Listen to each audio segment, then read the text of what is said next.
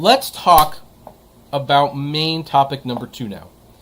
And our second main topic, let's talk about Facebook for a little while. Now, I reported a month or so ago that because of distrust about Facebook, there was a Facebook boycott going on. Well, really, it's not even distrust. It was a situation where Twitter had finally had enough of Donald Trump. And they said, we're going to start fact-checking his tweets. We're going to start, removing tweets that might violate our policies. And, this is kind of like a dangerous thing when you start removing things that the president has said. Because, I know he's not saying, things he's saying are not entirely truthful. I'm fully aware of that. But it becomes a free speech issue. And Facebook and Twitter, despite saying, we don't want censorship and we're not a publisher, once you start deciding what can and can't go on your website, here's the thing. If it's like a violent threat, that's one thing. If you're giving out misinformation, you really have to prove that that's dangerous information and that you have the right to censor those words. Twitter said they were going to do that. Facebook said they weren't going to do that. I actually kind of respect Facebook a little bit for that. As a result, a lot of companies decided they were going to boycott Facebook. And Mark Zuckerberg's response to the Facebook boycott was, they'll be back. He probably could have done it like in Arnold Schwarzenegger's voice. They'll be back. They'll be back. No need to worry. They'll be back.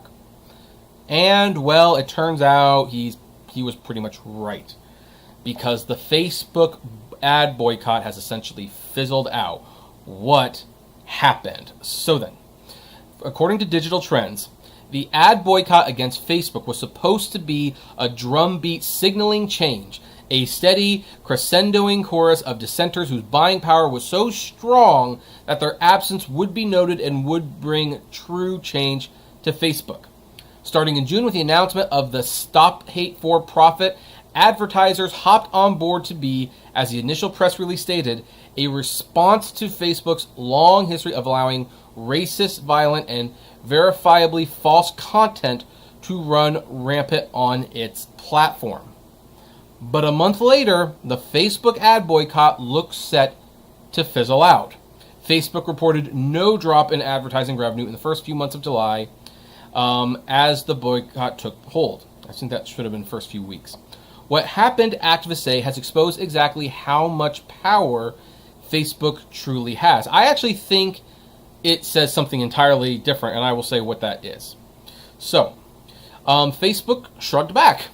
When the boycott first came to light, led by the NAACP and the Anti-Defamation League, the reaction from the advertising and media world was positive. Common Sense Media, one of the boycott organizers, said that more than 1,000 brands, including major names like Coca-Cola and Starbucks, signed on. Eventually, even Disney dramatically slashed its spending on the platform. Facebook stock took a hit. It tanked 8% in one day after Unilever announced it would be pulling ads for the rest of the year, not just July, according to MarketWatch. Facebook subsequently did a quick about-face saying they would now begin hiding or blocking hateful content even if politicians opposed it. But as July began, Facebook's revenue didn't take a hit. Zuckerberg reportedly told Facebook employees that advertisers would be back. After a meeting between civil rights leader and Facebook at the beginning of July, activists said they felt their concerns weren't being taken seriously. Jessica Gonzalez, the co-CEO of Free Press, says, which is interesting that they're called Free Press when they are actually asking for press to be censored, but whatever. They think they can wait us out. They're trying to wait out civil rights. They're trying to wait out the responsibility to human rights and facing down our democracy that they've effed up. That's the attitude. That's offensive to us, and it's offensive to advertisers. Except here's the thing. As they continue to go down, a lot of the brands came back. It didn't take very long for the brands to return, and Coca-Cola might be coming back at some point. And let's see here. Puma will be coming back. North Face will be coming back. Ray apparently will be back. And Chipotle will be coming back. So what happened? Here's the thing. I do believe Facebook is dangerous. I think Facebook and Twitter have actually contributed more to the culture war and divide in the nation than anything else. Some people might say, well, that would be the President of the United States. Well, what platform does the President of the United States use to sow that supposed divide? Twitter.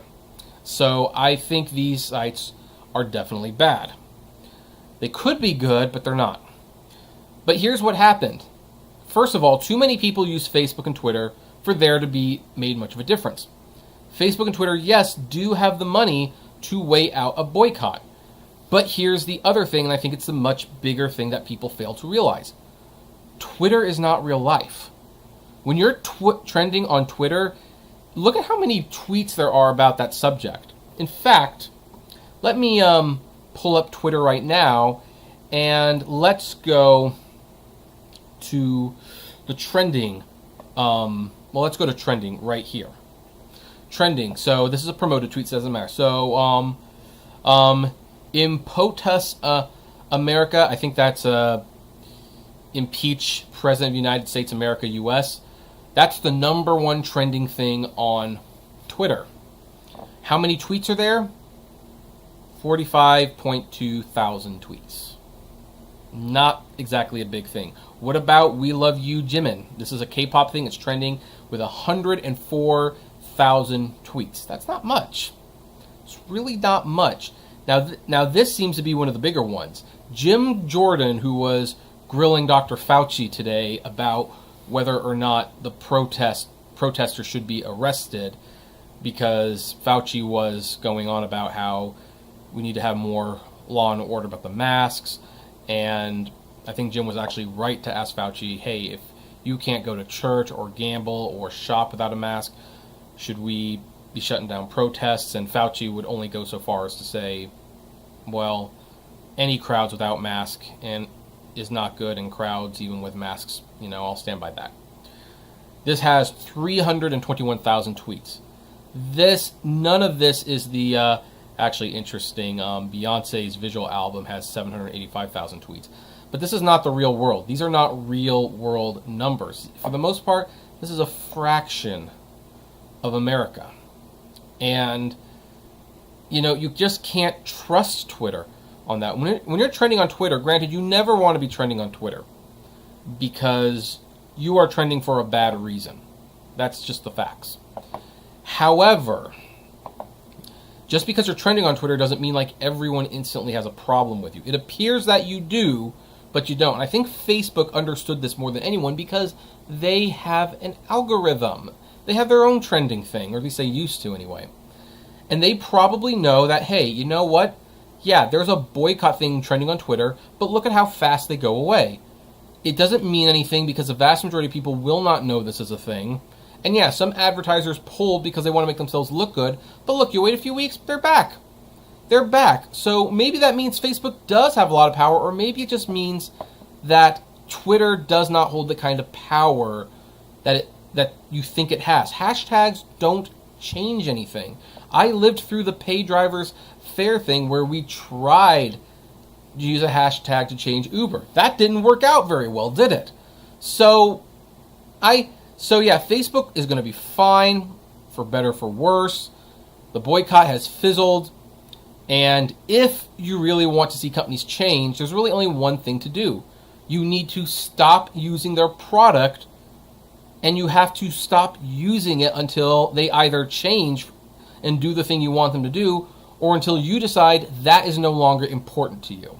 That's the only way change works. But I would like to ask, what do all of you think about this? Do you think the Facebook boycott should have grown? Did you contribute to it? Did you participate? I'd love to know. Comment below, like, favorite, share, subscribe, and as always, blame responsibly.